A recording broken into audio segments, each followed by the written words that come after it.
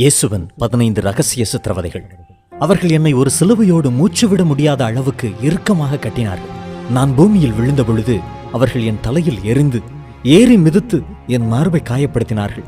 பிறகு என் கிரீடத்திலிருந்து ஒரு நீளமான முள்ளை எடுத்து அதை என் நாவில் குத்தினார்கள். அவர்கள் என்னை பற்றி மிகவும் இழிவான வார்த்தைகளையும் கீழ்த்தரமான பார்வையையும் என் மேல் செலுத்தினார்கள். நம் பாவங்களுக்கு எதிரான கடவுளின் கோபம் எல்லாம் இயேசு கிறிஸ்து மீது சுமத்தப்பட்டது. அந்த பாவங்களின் விளைவு மரணம் என்று தெரிந்திருந்தும் மிகவும் கொடிய முறையில் உள்ள மரணத்தையே அவர் தேர்ந்தெடுத்தார்.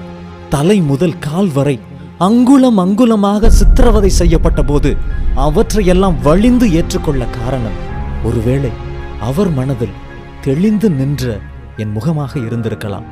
அதுபோல் அவருக்காக கொடுக்க இந்த ஒரு ஆயில் மட்டுமே உனக்கு இருக்க உன் மனதில் தோன்றும் பிம்பம் அவர் மட்டுமாக மாற இன்னும் எவ்வளவு காலம் எடுக்கும்?